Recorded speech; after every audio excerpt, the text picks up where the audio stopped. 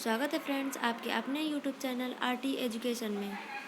अगर चैनल पर पहली बार है तो चैनल को लाइक शेयर सब्सक्राइब जरूर करें, साथ ही बेल आइकन को दबाएं ताकि आने वाली हर वीडियो की अपडेट आप तक पहुंच सके। आज हम इस वीडियो में बात करेंगे टॉप 30 मोस्ट इम्पॉर्टेंट क्वेश्चंस के बारे में, जो कि आपके हर कॉम्पिटिटिव एग्जाम में आपके लिए हेल्पफुल होंगे। और ये किससे रिलेटेड है? कॉन्स्टिट्यूशन ऑफ इंडिया से। देखते हैं friends next question number first है, केंद्र शासित प्रदेश लक्षद्वीप के न्यायिक क्षेत्र का कार्य कौन सा न्यायालय करता है? केंद्र शासित प्रदेश लक्षद्वीप के न्यायिक क्षेत्र का कार्य कौन सा न्यायालय करता है? तो फ्रेंड आंसर हमारा सही होता है बी। कौन सा सही होता है answer? B. Kerala high court केंद्र शासित प्रदेश लक्षद्वीप से न्यायिक क्षेत्र का कार्य करता है। क्वेश्चन नंबर सेकेंड, इसमें देखिए, सुप्रीम कोर्ट के जजों की संख्या को कौन बदल सकता है? सुप्रीम कोर्ट के जजों की संख्या को कौन बदल सकता है? तो कौन बदल सकता है सुप्रीम कोर्ट के जजों की संख्या? कानून के द्वारा संसद, क्योंकि संसद में कानून बनते हैं, कानून के द्वारा संसद उस कानून बनाकर उसको बदल सकती है। नेक्स्ट क्वेश्चन, दिल्ली को एनसीटी राष्ट्रीय राजधानी प्रदेश संविधान के किस संशोधन से बनाया गया है? तो फ्रेंड किस संशोधन से बनाया गया है? 69वें, यानी आंसर हमारा सही होता है बी, क्योंकि 69वें संविधान संशोधन के द्वारा दिल्ली को एनसीटी घोषित किया गया है। नेक्स्ट क्वेश्चन, निम्न में से कौन राज्यपाल को हटा सकता है? निम्न में से कौन राज्यपाल को उसके कार्यकाल से हटा सकता है? तो उसकी राज्यपाल को राष्ट्रपति उसके कार्यकाल से हटा सकता है। इस प्रकार हमारा आंसर सही होता है सी। नेक्स्ट क्वेश्चन, भारतीय संविधान कब अंगीकार किया गया था? भारतीय संविधान कब अंगीकार किया गया था? तो फ्रेंड भारतीय संविधान 26 नवंबर 1949 को अंगीकार किया गया था। तो आंसर सही होता है सी। नेक्स्ट क्वेश्चन, भारतीय संविधान सभा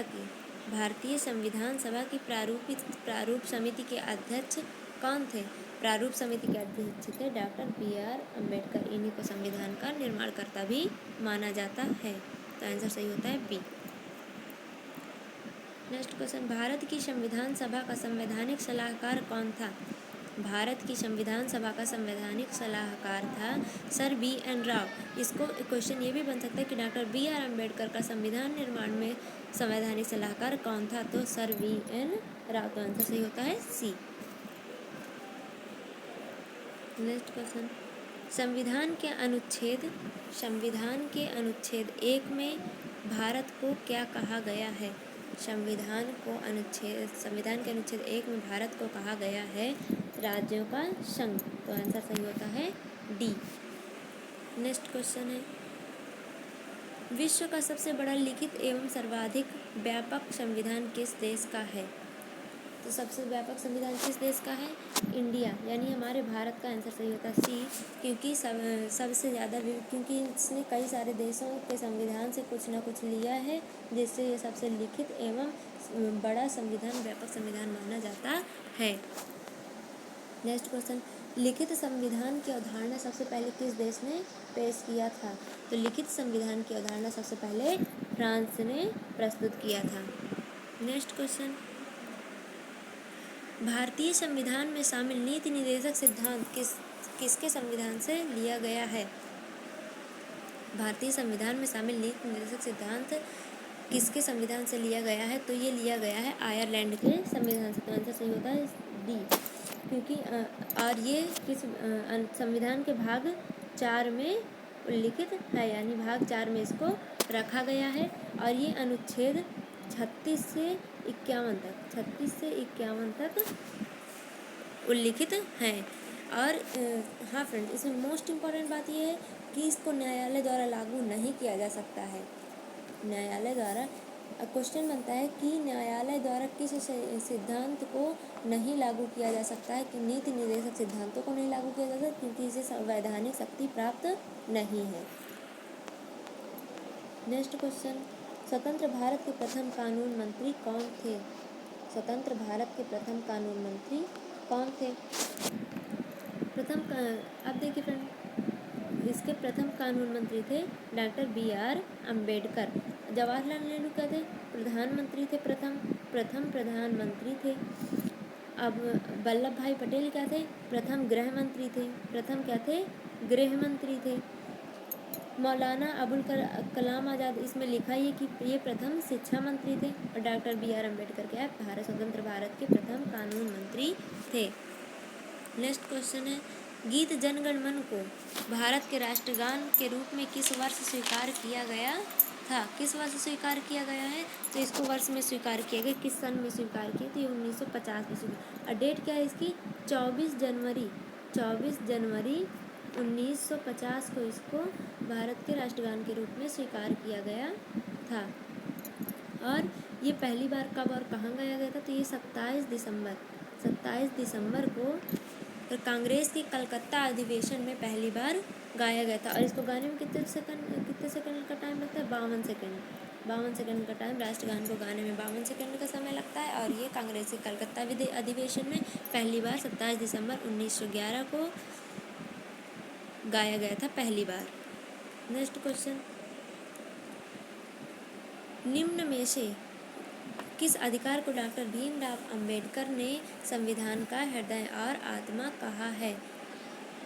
तो फ्रेंड्स, क्वेश्चन हमारा सही होता है, आंसर हमारा सही होता है डी, संवैधानिक उपचार का सिद्धांत। संवैधानिक उपचार का सिद्धांत को संविधान का हृदय और आत्मा कहा है, क्योंकि ये संवैधानिक उपचार को अनुच्छेद 32 से 35 तक रखा गया और इसे मौलिक अधिकारों में शामिल और इसको माना गया है हृदय और आत्मा भारतीय संविधान के। नेक्स्ट क्वेश्चन है, निम्न में से कौन सा संविधान संशोधन अधिनियम मिनी संविधान माना जाता है? कौन सा संविधान संशोधन अधिनियम मिनी संविधान माना जाता है?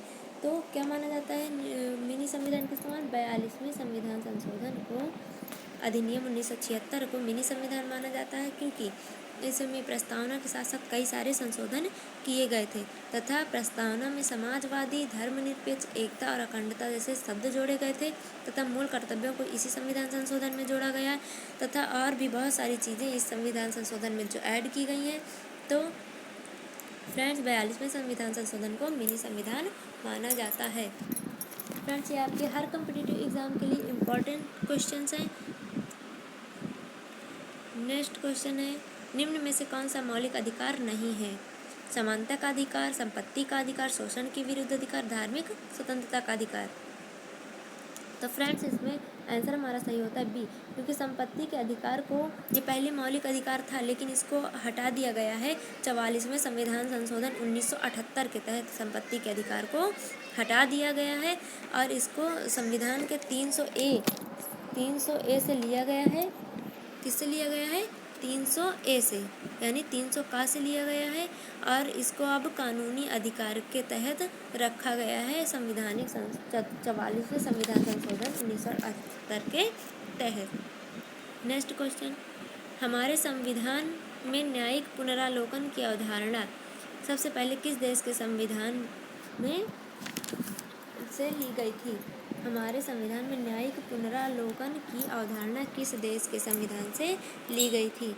तो फ्रेंड्स, ये हमारा लिया गया था USA से। कहाँ से लिया गया है? USA से। तो हमारा आंसर सही होता है B, United State of America. Next question, भारतीय संविधान में मूलभूत अधिकार यानी फंडामेंटल राइट्स किस देश के संविधान से लिए गए हैं? फंडामेंटल राइट्स लिए गए हैं, हमारा आंसर सही होता है ए, ये अमेरिका से लिए गए हैं।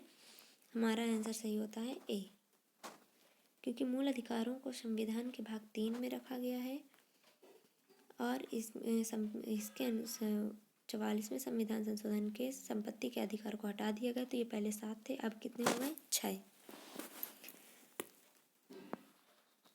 और इसमें पहला क्या है?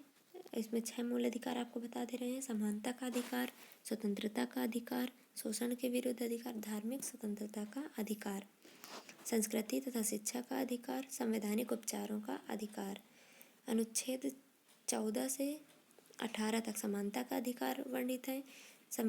अनुच्छेद 19 से 22 तक स्वतंत्रता का अधिकार, अनुच्छेद 23 से 24 तक शोषण के विरुद्ध अधिकार, धार्मिक स्वतंत्रता का अधिकार 25 से 28, संस्कृति तथा शिक्षण का अधिकार शिक्षा का अधिकार है 19 से, अनुच्छेद 29 से 30 तक।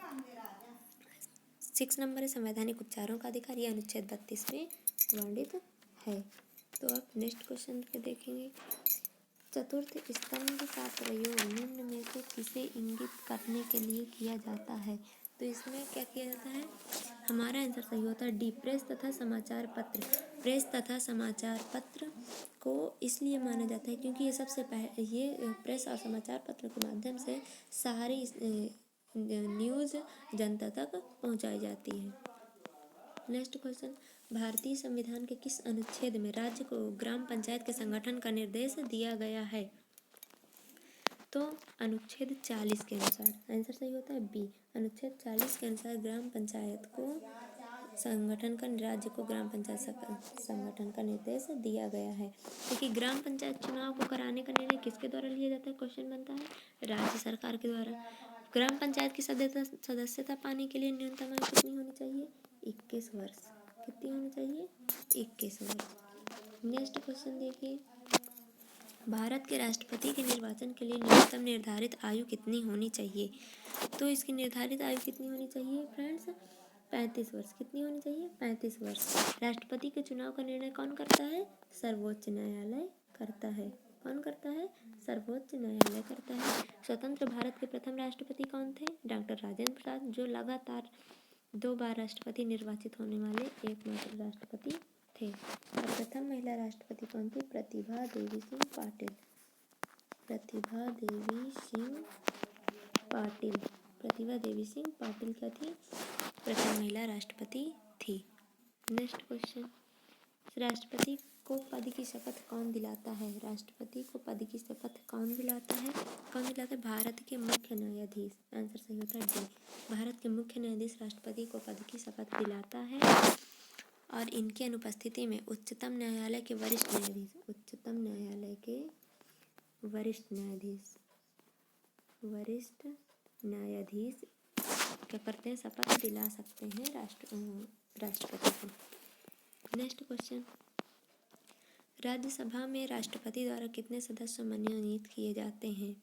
राज्यसभा में राष्ट्रपति द्वारा कितने सदस्य मनोनीत किए जाते हैं? तो हमारा आंसर सही होता है बी, क्योंकि राज्यसभा में राष्ट्रपति द्वारा सदस्य मनोनीत किए जाते हैं 12। अगर लोकसभा की बात करें तो लोकसभा में कितने सदस्य मनोनीत किए जाते हैं? 2 सदस्य मनोनीत किए जाते हैं, जो कि एंग्लो इंडियंस होते हैं। नेक्स्ट क्वेश्चन है, राज्यसभा का अध्यक्ष कौन होता है? राज्यसभा का अध्यक्ष कौन होता है? तो राज्यसभा का अध्यक्ष होता है उपराष्ट्रपति। और इसका कार्यकाल कितना होता है? कार्यकाल होता है इसका 5 वर्ष। और इसकी न्यूनतम आयु कितनी होती है? 35 वर्ष। सर्वपल्ली राधाकृष्णन तो कहते थे प्रथम उपराष्ट्रपति थे सर्वपल्ली राधाकृष्णन। नेक्स्ट क्वेश्चन, संसद बनती है, संसद किससे बनती है? संसद बनती है संसद बनती है राष्ट्रपति, राज्यसभा तथा लोकसभा का सम्मिलित रूप क्या कहलाता है? सम्मिलित रूप कहलाता है संसद। तो इसका आंसर सही होता है डी, उपरोक्त सभी। नेक्स्ट क्वेश्चन है, संविधान में कितने प्रकार के आपातकालों का प्रावधान है? तो संविधान में आंसर सही होता है हमारा सी। संविधान में 3 आपातकालों का प्रावधान है। जो पहला है आपातकाल वो राष्ट्रीय आपातकाल है, अनुच्छेद राष्ट्रीय आपातकाल है। अनुच्छेद 352 के तहत राष्ट्रीय आपातकाल घोषित किया जाता है। सेकंड, अनुच्छेद 356 के तहत राष्ट्रपति शासन लागू किया जाता है। नंबर 3 है अनुच्छेद 360 के तहत वित्तीय आपातकाल घोषित किया गया है। अब तक राष्ट्रीय आपातकाल अपने देश में भारत में 3 बार लागू किया जा चुका है। 3 बार, पहली बार कब? 1962 में भारत चीन युद्ध के दौरान। नंबर 2 1971 में भारत पाकिस्तान युद्ध के दौरान। नंबर 3 1975 में आंतरिक अशांति के आधार पर 1975 में राष्ट्रीय आपातकाल घोषित किया गया था। नेक्स्ट क्वेश्चन है, कोई विधेयक यदि धन विधेयक है या नहीं, इसका निर्णय कौन करता है? तो फ्रेंड इसका निर्णय करता है लोकसभा अध्यक्ष, क्योंकि विधेयक पहले राज्यसभा, लोकसभा, वित्त मंत्री के पास तभी पहुंचता है जब तक लोकसभा अध्यक्ष उस पर अपने हस्ताक्षर नहीं कर देता, इसलिए हमारा आंसर सही होता है ए। नेक्स्ट क्वेश्चन, लोकसभा के निर्वाचन के लिए न्यूनतम आयु होनी चाहिए। लोकसभा के निर्वाचन के लिए न्यूनतम आयु कितनी होनी चाहिए? 25 वर्ष। और अगर क्वेश्चन आता है राज्यसभा, तो राज्यसभा के लिए 30 वर्ष। क्या है? 30 वर्ष। नेक्स्ट क्वेश्चन है, लोकसभा के प्रथम अध्यक्ष कौन थे? लोकसभा के प्रथम अध्यक्ष कौन थे? तो लोकसभा के प्रथम अध्यक्ष थे जीवी मावलंकर। कौन थे? जीवी मावलंकर। अगर कुछ क्वेश्चन आता है कि प्रथम महिला लोकसभा अध्यक्ष कौन थी, तो ये थे मीरा कुमार। प्रथम महिला अध्यक्ष थी कौन? मीरा कुमार। नेक्स्ट क्वेश्चन, संविधान के किस अनुच्छेद के तहत जम्मू कश्मीर को विशेष राज्य का दर्जा दिया गया है? तो फ्रेंड्स, इसका आंसर सही होता है बी, क्योंकि अनुच्छेद 370 के तहत जम्मू कश्मीर को विशेष राज्य का दर्जा दिया गया है। और फ्रेंड, अगर आपको वीडियो अच्छा लगा तो वीडियो को लाइक शेयर सब्सक्राइब जरूर करें। Thank you for watching.